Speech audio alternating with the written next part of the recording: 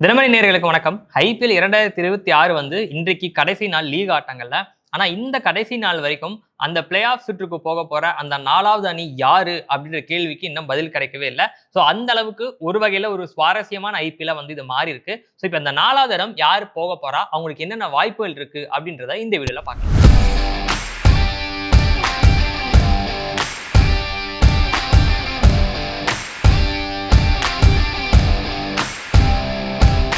Play off சுற்றுக்கான போட்டியில மொத்தம் 4 அணிகள் போட்டியில இருந்தாங்க. Punjab Kings, Rajasthan Royals, Delhi Capitals, அதுக்கப்புறமா கல்கத்தா நைட் ரைடர்ஸ் இருந்தாங்க. லக்னோவும் பஞ்சாபும் விளையாடிய ஆட்டத்துல பஞ்சாப் வந்து ஒரு வழியா ஜெயிச்சிட்டாங்க. ஸ்ரேயஸ் ஐயர் செஞ்சுரிலாம் அடிச்சாரு.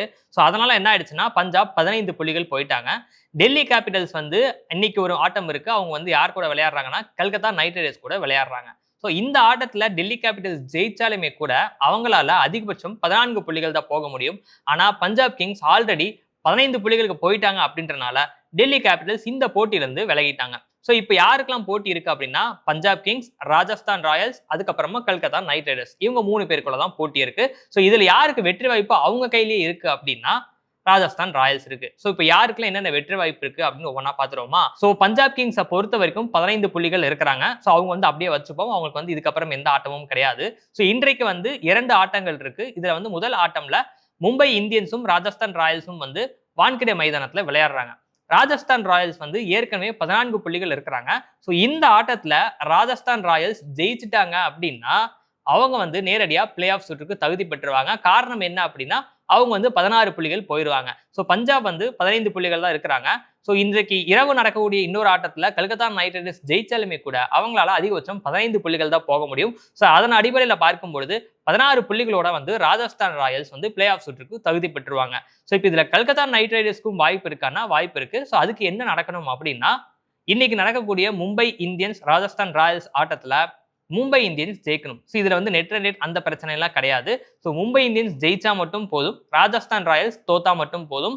ஸோ இது நடந்தது அப்படின்னா ராஜஸ்தான் ராயல்ஸ் 14 புள்ளிகளே வந்து தங்கிடுவாங்க. ஸோ அவங்களால 15 புள்ளிகள் வர முடியாது அப்படின்ற பட்சத்துல ஒன்னு பஞ்சாப் அல்லது கல்கத்தா வந்து பிளே ஆஃப் சுற்றுக்கு போகிறதுக்கான வாய்ப்பு இருக்கு.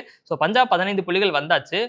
நம்ம ராஜஸ்தான் ராயல்ஸ் தோற்கும் பட்சத்துல கல்கத்தா நைட் ரைடர்ஸ் என்ன செய்யணும் அப்படின்னா அவங்க வந்து இன்று இரவு வந்து நம்ம ஈடன் கார்டன்ஸ் மைதானம்ல டெல்லி கேபிட்டல்ஸை எதிர்கொண்டு விளையாடுறாங்க. ஸோ இந்த ஆட்டத்துல அவங்க ஜெயிச்சா மட்டும் போதாது, நெட் ரன் ரேட்டையும் அவங்க கவனத்துல கொள்ளணும். காரணம் என்னன்னா ஏற்கனவே 15 புள்ளிகள் இருக்கக்கூடிய பஞ்சாப் கிங்ஸ் உடைய நெட் ரன் ரேட் வந்து 0.309 இந்த நெட் ரன் ரேட்ல பஞ்சாப் கிங்ஸ் இருக்கிறாங்க. ஸோ கல்கத்தா நைட் ரைடர்ஸ் உடைய நெட் ரன் ரேட் இந்த இடத்துல குறைவாக தான் இருக்கு. பஞ்சாப் கிங்ஸ் ஒப்பிடும்போது அவங்களோட நெட் ரன் ரேட் 0.011ல இருக்கு. ஸோ இப்போ கல்கத்தா நைட் ரைடர்ஸ் என்ன செய்யணும் அப்படின்னா ராஜஸ்தான் தோற்கும் பட்சத்துல அவங்க பெரிய ஒரு மார்ஜின்ல ஜெயிக்கணும். ஸோ அந்த மார்ஜினுக்கு ஒரு சில கால்குலேஷன்லாம் இப்போ வந்திருக்கு.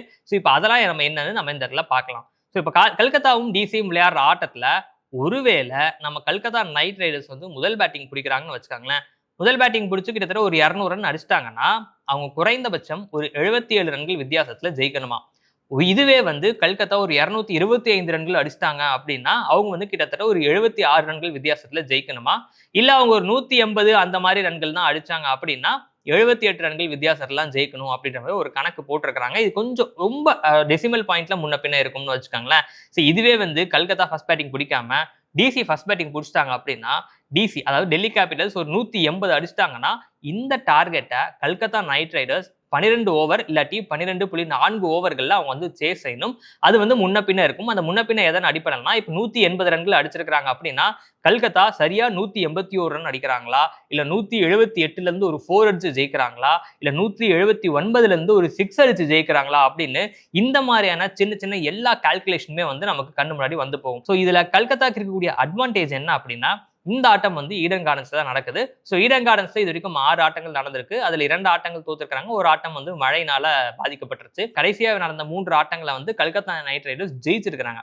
ஸோ அவங்களுக்கு அந்த கண்டிஷன்ஸ் வந்து ஓரளவுக்கு சூட் ஆயிருக்கு, அவங்க பிளேயர்ஸ்க்கு சூட் ஆயிருக்கு, அவங்க அதுக்கு அடாப்ட் ஆயிட்டாங்க அப்படின்றது ஒரு தெரியுது. ஸோ டெல்லி கேபிட்டல்ஸும் வந்து கொஞ்சம் தடுமாறிட்டே இருக்கிறாங்க அப்படின்றனால இன்னைக்கு ராஜஸ்தான் தோத்துட்டாங்க அப்படின்னா கல்கத்தாவும் வந்து கொஞ்சம் ஒரு முயற்சியை செஞ்சு பார்க்கலாம் அப்படின்னு நினைக்கிறேன் நான். ஸோ இன்றைய ஆட்டத்துல மும்பை ராஜஸ்தான் விளையாடக்கூடிய ஆட்டத்துல மும்பை ஜெயிக்கணும் அப்படின்னு பஞ்சாப் வீரர்கள் ஏற்கனவே நேற்று பிரார்த்தனை செய்ய ஆரம்பிச்சிருப்பாங்க. அவங்க மட்டும் கிடையாது, கல்கத்தாவும் வந்து அந்த வேண்டுதலை செஞ்சுக்கணும் அப்படின்றத இங்க நிலைமையா இருக்கு. ஸோ இன்றைய ஆட்டத்துல ராஜஸ்தான் முதல் ஆட்டத்துல ஜெயிக்கிறாங்களா இல்லையான்றதை பொறுத்து தான் வந்து குவாலிஃபிகேஷன் சினாரியோ மாறும். ராஜஸ்தான் தோத்தாங்க அப்படின்னா பஞ்சாப் வெர்சஸ் கேகேஆர். இவங்க 2 பேத்துல யார் உள்ள போக போறாங்கன்ற போட்டி வரும். அதுல கேகேஆர் போறாங்க அப்படின்னா இந்த நெட் ரன் ரேட் அடிப்படையில வரும். இந்த நெட் ரன் ரேட்ல ஜெயிக்காம வெறுமனே ஜெயிச்சாங்க அப்படின்னா பஞ்சாப் கிங்ஸ் 15 புள்ளிகளோட பிளே ஆஃப் சுற்றுக்கு போயிருவாங்க. ஸோ இதுதான் வந்து ஒரு இப்ப இருக்கக்கூடிய குவாலிஃபிகேஷன் சினாரியோவா இருக்கு. நம்ம 7 டீம் பார்த்தோம், 8 டீம் பார்த்தோம், எல்லாம் பார்த்து இப்ப கடைசியா இந்த 3 டீமுக்கு நடுவுல தான் போட்டி இருக்கு. ஸோ இந்த 3 டீம் நடக்கிற போட்டியே வந்து ஒரு மாதிரி ஐபிஎல் கடைசி ஆட்டம் வரைக்கும் எடுத்துட்டு போனது ஒரு மாதிரி சுவாரஸ்யமா தான் இருக்கு. நான் முன்னாடியே சொன்னதுதான், ஆரம்பத்துல ஐபிஎல் வந்து கொஞ்சம் ஒரு மாதிரி பரபரப்பா இல்லாத மாதிரி இருந்தது. அதுக்கப்புறம் எல்லா அணிகளும் வந்து கொஞ்சம் ஜெயிக்க ஆரம்பிச்சனால, ஜெயிக்கிற அணிகள்லாம் தோக்க ஆரம்பிச்சனால, இந்த போட்டி வந்து கொஞ்சம் சூடு பிடிக்க ஆரம்பிச்சிருக்கு. ஸோ இன்றைய இந்த முடிவின் மூலமா, இந்த லீக் ஆட்டங்களின் முடிவு மூலமா பிளே ஆஃப் சுற்றுக்கு யார் போவாங்க அப்படின்றத பார்க்கறதுக்கு நானும் உங்கள மாரியே ஆவலா இருக்கேன். ஸோ உங்களுடைய பிரெடிக்ஷன் என்ன? யார் போவாங்க அப்படின்றத கீழ கமெண்ட் பண்ணுங்க.